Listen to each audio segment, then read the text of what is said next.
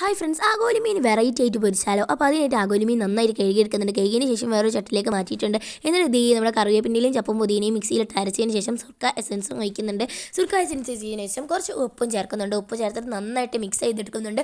നന്നായിട്ട് മിക്സ് ചെയ്തിട്ട് ഇതേപോലെ സൈഡിലേക്ക് ഇങ്ങനെ മാറ്റി വെക്കുന്നുണ്ട്. നമുക്ക് ഇതിലേക്കുള്ള വേറൊരു കൂട്ട് ഉണ്ടാക്കി വെക്കാം. ആ കൂട്ടാണ് ഈ കൂട്ട്. ഈ കൂട്ട് കോട്ട ചെയ്തെടുക്കണം. ഈ കൂട്ട് എങ്ങനെ ഉണ്ടാക്കുന്നത് നോക്കിയാലോ.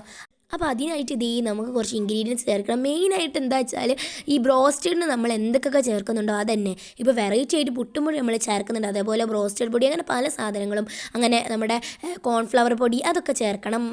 മഞ്ഞൾപ്പൊടി, മുളക് പൊടി അതൊക്കെ ചേർക്കണം. അതൊക്കെ ചേർത്തിട്ട് നന്നായിട്ട് ഇതേപോലെ മിക്സ് ചെയ്തെടുക്കണം. ഏകദേശം റോസ്റ്റഡ് പൊടിൻ്റെ ആ ഒരു കോട്ട് തന്നെ ബ്രോസ്റ്റഡ് ഉണ്ടാക്കുന്ന ഇതിൻ്റെ കൂട്ടറാണെങ്കിൽ തന്നെ ഞങ്ങൾ താഴെ കമൻറ്റ് ചെയ്യുക. ഞാൻ എന്തായാലും അതിൻ്റെ വേറൊരു വീഡിയോ ചെയ്യുന്നതായിരിക്കും. അപ്പോൾ നമ്മുടെ അതൊക്കെ കോട്ട് ചെയ്തതിന് ശേഷം നമ്മൾ ചട്ടിയിലിട്ട് നന്നായിട്ടൊന്ന് പൊരിച്ചെടുക്കുന്നുണ്ട്. നല്ല മണവും വരുന്നുണ്ട്. നല്ല നേർമ രീതിയിൽ കാണണമെങ്കിൽ ഇതേപോലെ പൊരിച്ചെടുത്താൽ മതി. അതിൻ്റെ വീഡിയോ ഞാൻ വീണ്ടും ഇടുന്നതായിരിക്കും. അപ്പോൾ ഈ വീഡിയോ ഇഷ്ടപ്പെട്ട ലൈക്ക് ചെയ്യുക, ഷെയർ ചെയ്യുക, സബ്സ്ക്രൈബ് ചെയ്യുക. അപ്പോൾ അടുത്ത വീഡിയോയുമായി വീണ്ടും കാണാം. ബൈ.